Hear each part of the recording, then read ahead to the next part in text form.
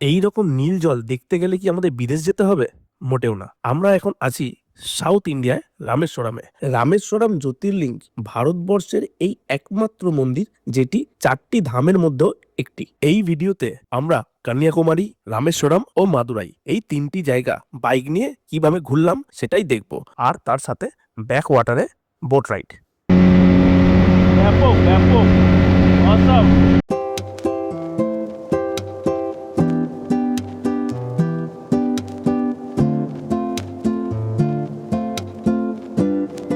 আগের ভিডিওতে আমরা দেখেছি বাইকটা কলকাতা থেকে তিরুচিরাপল্লী পর্যন্ত কিভাবে নিয়ে এলাম, আর তার সাথে ডে 1-এ আমরা কি কি ঘুরলাম। তিরুচিরাপল্লীতে যেগুলো আমরা দেখেছি তার মধ্যে রকফোর্ট টেম্পল, শ্রী রঙ্গনাথ স্বামী টেম্পল, আর মাদুরাইতে এসে নায়ক প্যালেস।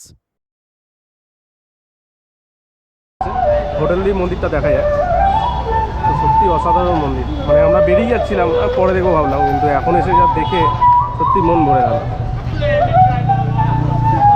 মাদুরাইতে এসে নায়ক প্যালেস আমরা দেখে যখন আমরা হোটেলে ব্যাক করছিলাম, আমাদের হোটেলের সামনেই ঠিক এই মন্দিরটা। তো আমরা ভেবেছিলাম এটা পরে দেখব, বাট আর ভিতর থেকে ভেসে আসা বাঁশির আওয়াজ আমাদের মনে হচ্ছিল ভিতরে গিয়ে এটা দর্শন করতেই হবে। তো আমরা মন্দিরটার ভিতরে ঢুকে গেলাম দর্শন করতে। সন্ধেবেলায় এত সুন্দর মন্দির আর তার সাথে বাঁশির সুন্দর মিষ্টি আওয়াজ, সত্যি আমাদের অসাধারণ লাগছিল।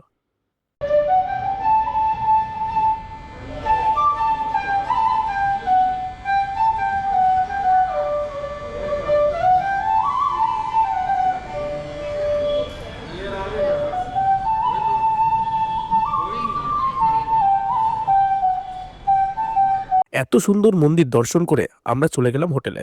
পরের দিন ভোরবেলায় আমাদের মীনাক্ষী টেম্পল দর্শন করার দিন।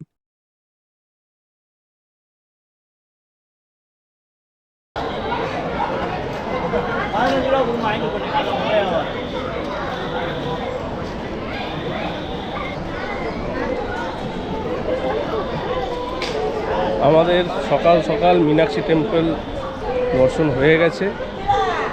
প্রায় 4.5 ঘন্টা থেকে 4 ঘন্টা সময় লেগেছে। আমরা 4টের সময় লাইন দিয়েছি, তারপর 4 ঘন্টা। তাও 100 টাকা স্পেশাল টিকিট। স্পেশাল টিকিট 50 টাকা আছে, 100 টাকা। আমরা 100 টাকাটা মানে 100 টাকায় দুটো ঠাকুর দেখা যাবে, মীনাক্ষী টেম্পল আর শিব টেম্পল দুটো।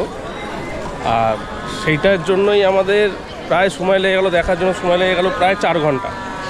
এবার যারা ফ্রিতে লাইন দিচ্ছে মানে একদিন, মানে সারাটা দিন মীনাক্ষী টেম্পল দেখার জন্য সারাটা দিন। এটা পুরোটাই এখন পেন্ট হচ্ছে, সেই জন্য পুরো বাঁশ দিয়ে কভার করা। সে এত বড় যে গোপুরাম বা যেটাকে বলা হয় এখন এটা টাওয়ার বলছে, ঠিক আছে, সেটা পুরোটাই বাঁশ দিয়ে ঘেরা, কিছুই দেখা গেল না। এই মন্দিরটি প্রায় 2500 বছরেরও বেশি পুরনো। এটা ওয়েস্ট টাওয়ার দেখাচ্ছে, আমরা এটা গেছিলাম সাউথ টাওয়ার দিয়ে। তো সব কটা টাওয়ারই এইরকম কাজ চলছে, রং করা হচ্ছে, তার জন্য কভার করা।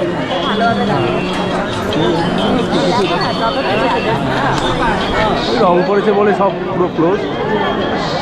যেইখান দিয়েই যে গেট দিয়েই ঢোকানো হোক, মানে যে গেট দিয়েই আমরা ঢুকি, মোটামুটি 4 ঘন্টা থেকে 5 ঘন্টা, 5 ঘন্টা মিনিমাম। মানে সকাল 4টের সময় এসে যদি 5 ঘন্টা, তার মানে এখন যারা ঢুকছে তাদের তো কতক্ষণ লাগবে কোনো আইডিয়া নেই। আমরা ভোরবেলা 4:30টার সময় এসে 8:30টায় বেরোলাম। হ্যাঁ, মানে বাট ভালো, মন শান্তি, দেখে মন শান্তি হয়ে গেছে। মীনাক্ষী টেম্পলের মানে মীনাক্ষী যে মূর্তিটা অসাধারণ। একদম ভিতরে একটা অন্ধকার ঘরের মধ্যে পুরো মানে প্রদীপ দিয়ে জ্বলছে, সেটা পুরো মন্দিরটা পুরো জ্বলছে ভিতরটা। সেম শিব ঠাকুরও চারিদিক দিয়ে সাপটা ঘিরে একদম মাথার উপরে বসে আছে, সত্যি অসাধারণ। সামনে যে গোপুরামগুলো দেখছি 12 বছরে একবার করে এটা সংস্কারের কাজ হয়, আর এই গোপুরামই মাদুরাই মীনাক্ষী টেম্পলের প্রধান আকর্ষণ। এই হচ্ছে মাতা মীনাক্ষী দেবী, আর তার পাশে ভগবান শিবের এই মূর্তিটি ভিতরে রাখা আছে। আমরা মীনাক্ষী টেম্পল দেখে আমরা চলে যাব আজকের রামেশ্বরমের দিকে। মীনাক্ষী টেম্পলের সামনে আমরা অনেক কটা ছবি তুলে নিলাম, আর আমরা বেরিয়ে পড়লাম মাদুরাই থেকে রামেশ্বরমের দিকে।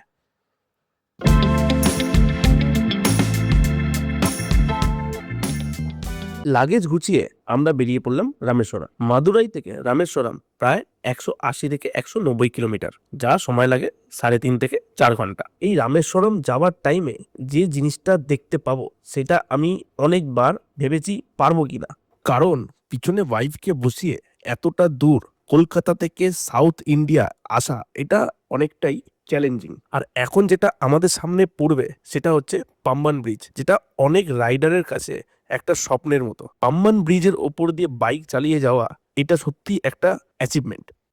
অবশেষে আমরা চলে এলাম সেই পবিত্র জায়গা রামেশ্বরম আর হিস্টোরিক্যাল ব্রিজ, যেটার নাম হচ্ছে পাম্বান ব্রিজ। আর এই সুন্দর জায়গাটা উপভোগ করতে করতেই আমরা এগিয়ে চললাম পাম্বান ব্রিজের আরো আগে।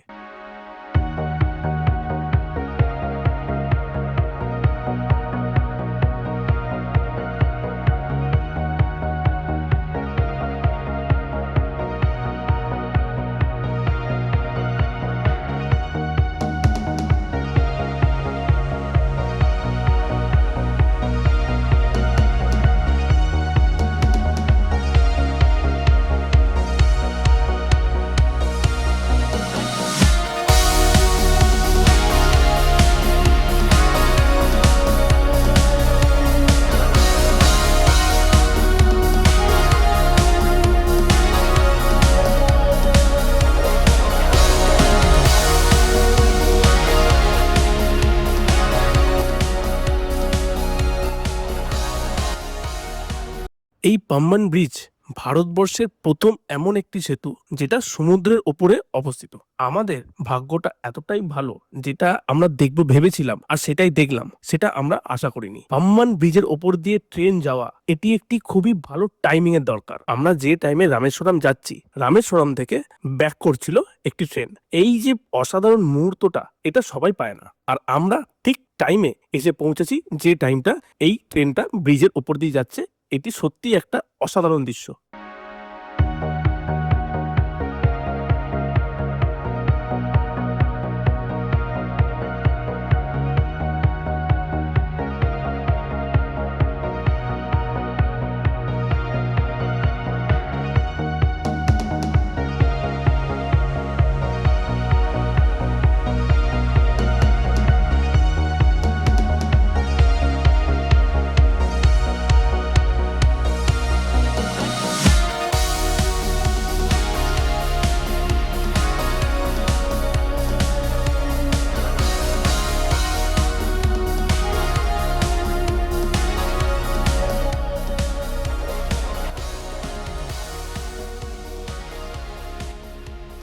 পাম্বান ব্রিজের আমরা এখন পুরো মিডিলে এসে পৌঁছেছি, আর সামনেই দেখতে পাচ্ছি দুখানা রেল ব্রিজ, একটা নতুন আর সামনেরটা এটা হলো পুরনো রেল ব্রিজ। আর এই ব্রিজের ওপর থেকে এত সুন্দর ব্লু সি দেখতে পাচ্ছি, সত্যি এটা একটা অসাধারণ ভিউ আমাদের চোখে।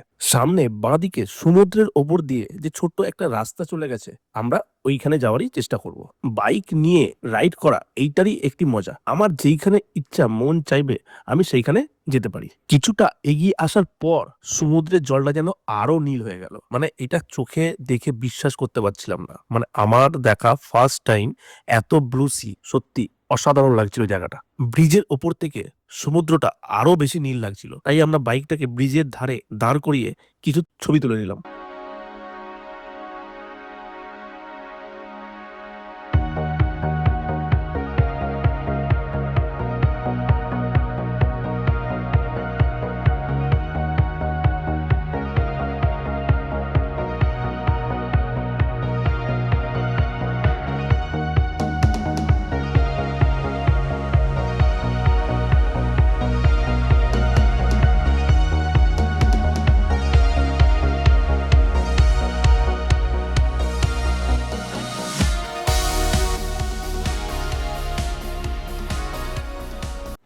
সমুদ্রের মধ্যে যে রাস্তাটা চলে যাচ্ছিল আমরা পাম্বান ব্রিজ থেকে দেখতে পাচ্ছিলাম, সেই জায়গাটায় আমরা চলে এসেছি। রাস্তাটা খুব একটা ভালো না, পাথর দিয়ে রাস্তাটা তৈরি করা হয়েছে, বাট জায়গাটা অসাধারণ। মানে মনে হচ্ছিল আমরা সমুদ্রের ওপর দিয়ে বাইক চালিয়ে যাচ্ছি, দু সাইডে সমুদ্র আর নীল জল, অসাধারণ, এক কথায় অসাধারণ।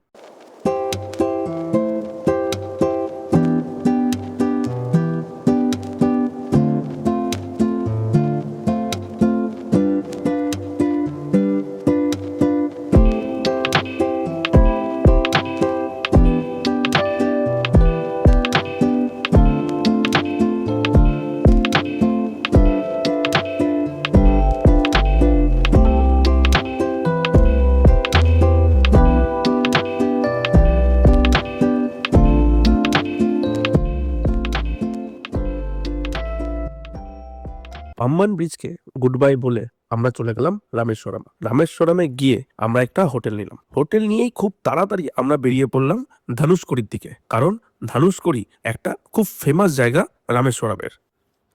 রামেশ্বরম থেকে ধনুষকোড়ি প্রায় 800 কিলোমিটার। আর আমরা ধনুষকোড়ি যাওয়ার পথেই দুপুরবেলা লাঞ্চটাও সেরে নিই।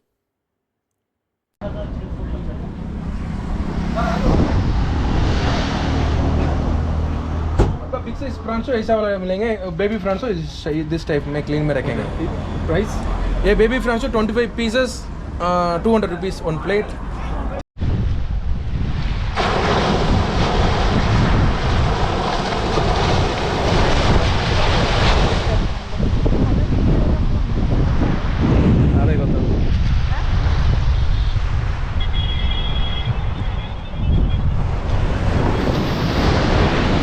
ঢেউ যা দিচ্ছে মানে অসাধারণ, পুরীর থেকে কম কিন্তু হেভি লাগছে।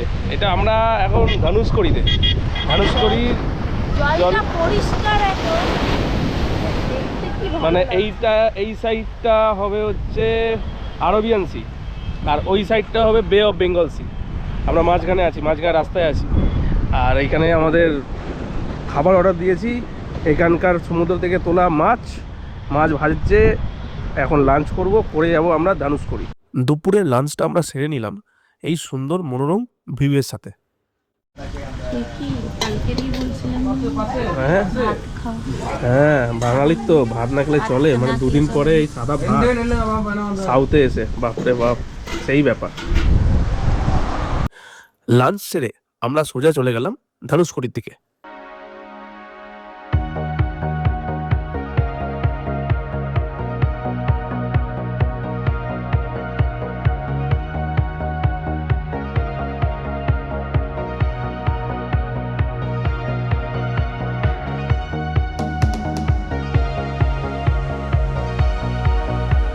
আমরা এখন যে রাস্তাটা দিয়ে যাচ্ছি, এইটা প্রত্যেক রাইডারের স্বপ্ন এই রাস্তা দিয়ে কোনো না কোনো টাইমে একটা দিন বাইক চালানোর।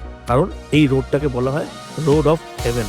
দু সাইডে সমুদ্র আর মাঝখান দিয়ে সোজা রাস্তা, এটা সত্যি অসাধারণ একটা অনুভূতি।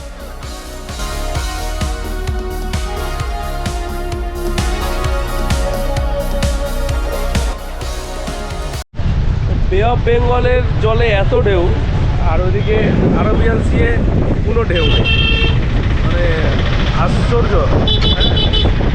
ধনুষকোড়ি এসে আমরা যেটা বুঝতে পারলাম, এই জায়গাটা এতটা সুন্দর যে মানে বলে বোঝানো যাবে না। চারিদিকে সমুদ্র আর একটা সোজা রাস্তা এসে এই সমুদ্রের মাঝখানে এসে শেষ হয়ে গেছে।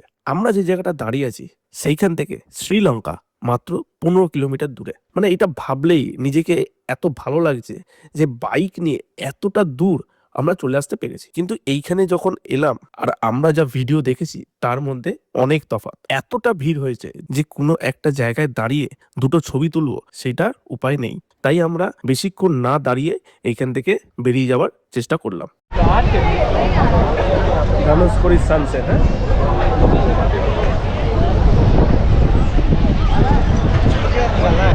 ধনুষকোড়ি থেকে আমরা বেরিয়ে যাচ্ছি। এত ভিড় মানে পাগল করে দেওয়ার মতো। বুঝতেই পারছি না যে ধনুষকোড়িতে কি চলছে। আমি এখন যে জায়গাটা দাঁড়িয়ে আছি সেটা হচ্ছে ধনুষকোড়ির ওয়াচ টাওয়ার, যেখান থেকে ধনুষকোড়ির 360 ভিউটা আমরা দেখতে পাচ্ছি। ডান দিকে যে সমুদ্রটা পড়ছে সেটা হচ্ছে আরবিয়ান সি, আর বাঁ দিকে বে অফ বেঙ্গল। আর সোজা যেটা দেখা যাচ্ছে সেটা হচ্ছে শ্রীলঙ্কা, জাস্ট 15 কিলোমিটার দূরে। ধনুষকোড়ি দেখে আমরা বেরিয়ে চলে গেলাম ধনুষকোড়ির আর একটা খুব পপুলার টুরিস্ট প্লেস, এইখানকার ভুতুরে শহর। ভুতুরে শহর কেন বলছে? কারণ এই শহরটি এক সময় মানুষ বসবাস করত। 1964 সালে একটি সুনামি আসার পর এই শহরটা পুরোপুরি নষ্ট হয়ে যায়।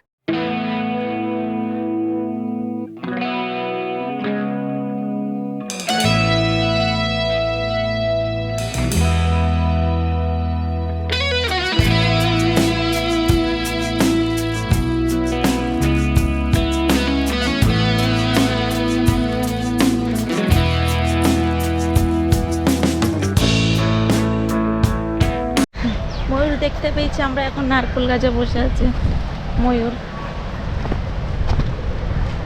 আকাশে সূর্যের আলো প্রায় কমে এসেছে আর এই হালকা অন্ধকার টাইমে এই ভূতের শহরে ঘুরে বেড়াতে বেশ গাটা ছমছমি করছিল, কারণ আমরা যেখানে ঘুরছিলাম সেখানে আমি আর মৌ ছাড়া কেউ নেই। চলে এলাম আমরা সমুদ্রের একদম পাড়ে। এখানে একটি মন্দির আছে আর সামনে একটি শিবলিঙ্গ করা আছে, আর এইটি দেখে আমরা আমাদের বাইকের কাছে চলে যাব। ফেরার পথে আমাদের দেখা দিল ময়ূর। সত্যি ময়ূরটা বেশ বড় ছিল, আর সামনে দিয়ে দেখতে এত ভালো লাগছিল বলে বোঝানো যাবে না। এত সুন্দর সানসেট আমার লাইফে আমি তো দেখিনি।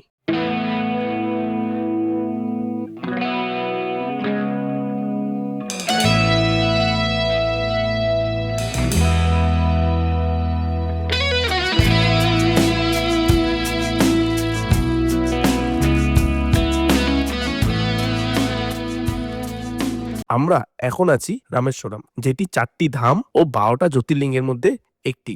আমাদের যেটি প্ল্যান ছিল ভোরবেলায় সমুদ্রে স্নান করে রামেশ্বরম মন্দিরটি দর্শন করা, কিন্তু সন্ধেবেলায় মন্দিরটা পুরোটাই ফাঁকা ছিল, তাই আমরা দেরি না করে আমরা লাইনে দাঁড়িয়ে পড়েছিলাম রামেশ্বরম মন্দিরটি দর্শন করার জন্য। এখন যে মন্দিরটিতে আছি এটি একটি প্রধান হিন্দু তীর্থস্থান, 4 ধাম এবং 12টি জ্যোতির্লিঙ্গের মধ্যে অন্যতম, যা রামায়ণের সঙ্গে গভীরভাবে জড়িত।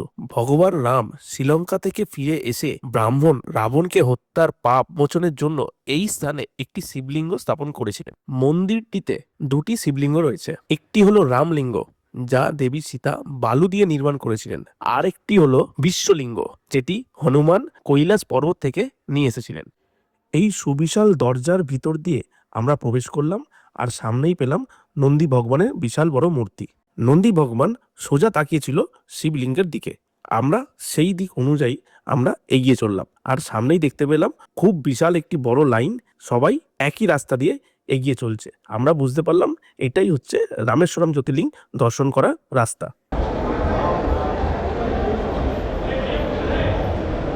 আমাদের জ্যোতির্লিঙ্গ দর্শন হয়ে গেছে, আর এইটা হচ্ছে বেরোবার রাস্তা। আমরা এখান থেকে বেরিয়ে মন্দিরটাকে ভালোভাবে ঘুরে দেখব।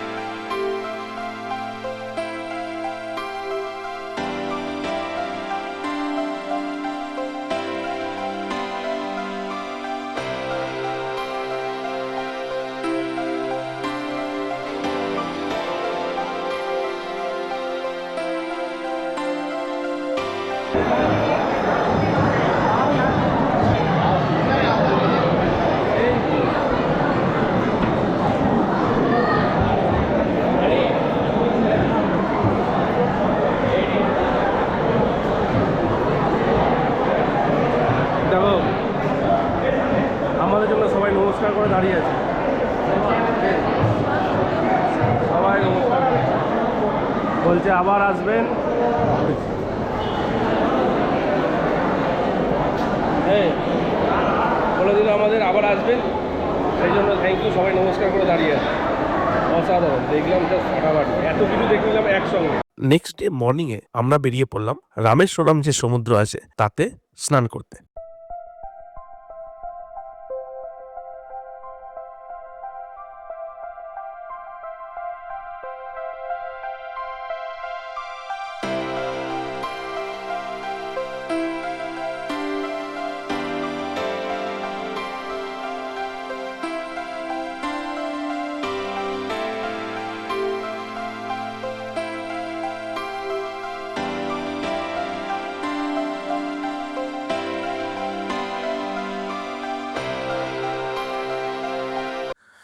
সমুদ্রে স্নান করে আমরা চলে এলাম মন্দিরের কাছে। আগের দিন রাত্রেবেলা আমরা এই ভিডিওটা করতে পারিনি মন্দিরের বাইরেটা ঠিক কেমন। এখন আমরা সেই ভিডিওটা করলাম যে দূর থেকে মন্দিরটা কেমন লাগে। আর আমরা যে জায়গা থেকে ঢুকেছি এন্ট্রি গেট, সেটা হচ্ছে এই মন্দিরের সামনে যেটা দেখা যাচ্ছে, এখান থেকেই ঢোকার রাস্তা, আর সোজা গেলেই রামেশ্বর জ্যোতির্লিঙ্গটা দেখা যাবে। আমরা যে সামনে গোপুরমটা দেখছি এটাই হচ্ছে 22 কুণ্ডের গেট। এর ভিতরেই 22টা কুণ্ড আছে, যেখান থেকে পবিত্র জল মাথায় দিয়ে সবাই সকালবেলা স্নান করে। 22 কুণ্ডে স্নান করার জন্য আমরাও লাইনে দাঁড়িয়ে পড়লাম, কিন্তু ভিতরে গিয়ে দেখলাম বিশাল লাইন, আর এইখানে মাথা পিছু একটা হিউজ টাকা ডিমান্ড করছিল এখানকার পুরোহিতরা। তাই আমরা বেরিয়ে পড়লাম এইখান থেকে। আমরা আজকে যাব কন্যাকুমারী। তাই আমরা সকাল সকাল রামেশ্বরমে স্নানটা সেরে হোটেলে গিয়ে ফ্রেশ হয়ে বেরিয়ে যাব কন্যাকুমারীর দিকে।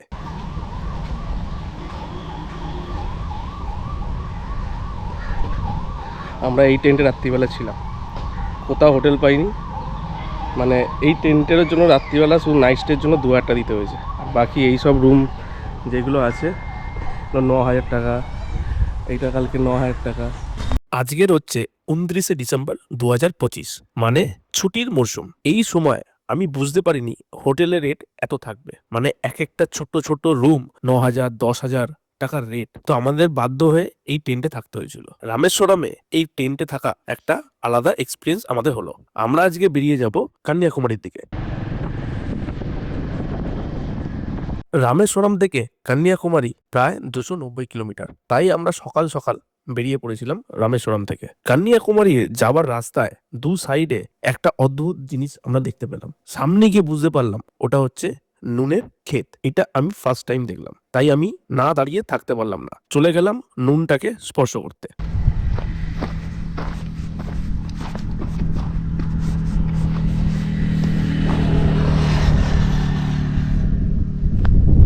সামনে যে ছোট ছোট ঘর দেখা যাচ্ছে, এই ঘরের ভিতরে ভর্তি আছে নুন। আর আমরা যখন রাস্তা দিয়ে যাচ্ছিলাম সব ট্রাকে ভর্তি ভর্তি নুন আমরা যেতে দেখছিলাম।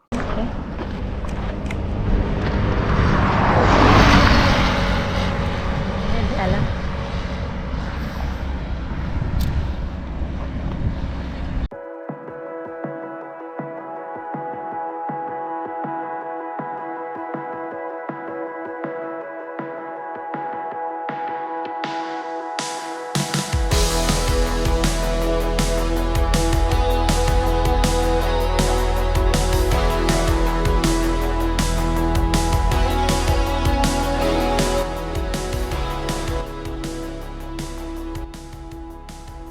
আমরা চলে এসেছি কন্যাকুমারী। হোটেল নিয়ে তাড়াতাড়ি আমরা বেরিয়ে পড়লাম কন্যাকুমারী, সেই ফেমাস জায়গা Vivekananda rock Memorial. Welcome to Kanyakumari সেটা সামনের গেটে লেখা আছে। ওইখানে দাঁড়িয়ে আমি একটা ছবি তুলে নিলাম। আর তারপরে চলে এলাম কন্যাকুমারী যে টেম্পলটা আছে সেইখানে। বাজারের ভিতর দিয়ে বাইক চালিয়ে আমি ঠিক মন্দিরের সামনে এসে বাইকটা রাখলাম। তারপরে সোজা মন্দিরের থেকে বাঁদিকে গেলেই আমরা পেয়ে যাব বিবেকানন্দ রক মেমোরিয়ালের যে ভিউটা সমুদ্রের মাঝখানে, সেটা আমরা দেখতে পাবো। চলে এলাম আমরা ভারতের শেষ প্রান্ত কন্যাকুমারী। আর সামনে আমরা যেটা দেখতে পাচ্ছি এটাই হচ্ছে বিবেকানন্দ রক মেমোরিয়াল। আর ডান দিকে এই যে ওয়াল, এটাই হচ্ছে কন্যাকুমারী টেম্পলের বাউন্ডারি ওয়াল। 1970 সালে এই বিবেকানন্দ রক মেমোরিয়ালটি উদ্বোধন হয়। স্বামী বিবেকানন্দ 1892 সালে ডিসেম্বর মাসে এই শিলার ওপরে 3 দিন ধ্যান করেন। বিবেকানন্দ রক মেমোরিয়ালে যেতে গেলে আলাদা একটি বোটে করে যেতে হয়, তার টিকিট অনলাইন কাটতে হয়। বাট আমরা এই টিকিটটা জোগাড় করে উঠতে পারিনি, কারণ যে টাইমে আমরা এসেছি সেই টাইমটা এতটা পিক টাইম যে আমরা টিকিটটা অ্যাভেলেবেল পাইনি। কিন্তু দূর থেকে দেখেও এত সুন্দর লাগছিল।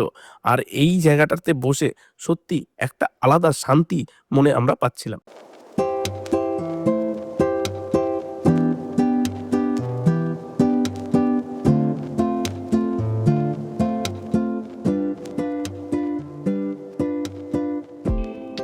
এখন আমরা যে জায়গায় দাঁড়িয়ে আছি ভারতের মানচিত্রের একদম নিচের শেষ পর্যায়ে, তার নাম কন্যাকুমারী। আর এইখান থেকেই 3টে মহাসাগর দেখা যায়, ভারত মহাসাগর, বঙ্গোপসাগর ও আরব সাগর। এইখান থেকে যে সানসেটটা দেখা যায় আর কোথাও দেখা যায় না ভারতের মধ্যে। কয়েক হাজার লোক জমা হয়েছে এই সুন্দর সানসেটটা দেখার জন্য।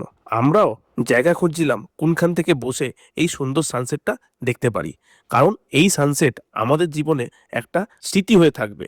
এই জায়গাটায় বসে সানসেট দেখাটাও সত্যি একটা ভাগ্যের ব্যাপার।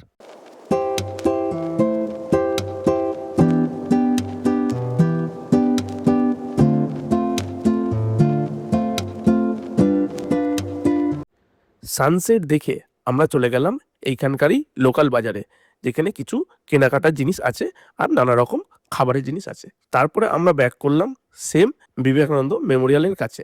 রাত্রিবেলায় আলো দিয়ে এত সুন্দর লাগছিল দূর থেকে দেখতে, সত্যি অসাধারণ লাগছিল বিবেকানন্দ রক মেমোরিয়ালটি। তারপর আমরা চলে গেলাম কন্যাকুমারী মন্দির দর্শন করতে।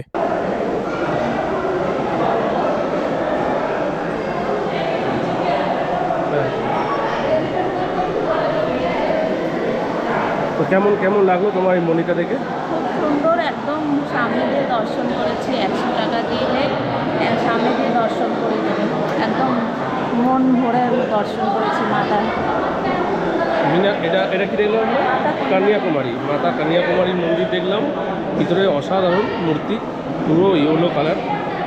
এখানে 100 টাকা করে স্পেশাল টিকিট করলো, তো সেটার জন্য 100 টাকা দিতে এরা ভিতর দিয়ে ঢুকিয়ে দিল। সব মন্দির যদি এরকম হতো তো খুব তাড়াতাড়ি দেখা যেত। এটা আমার জাস্ট 2 মিনিট সময় লাগলো দেখতে। আর এই হচ্ছে মন্দিরটা বেরোনোর টাইমে। কন্যাকুমারী টেম্পলটি হচ্ছে 51টি সতীপীঠের মধ্যে একটি। আজকের দিনটা শেষ আমাদের কন্যাকুমারী টেম্পল দেখে। পরের দিনে আমরা কোথায় যাব সেটা পরের ভিডিওতে আমরা দেখতে পাবো।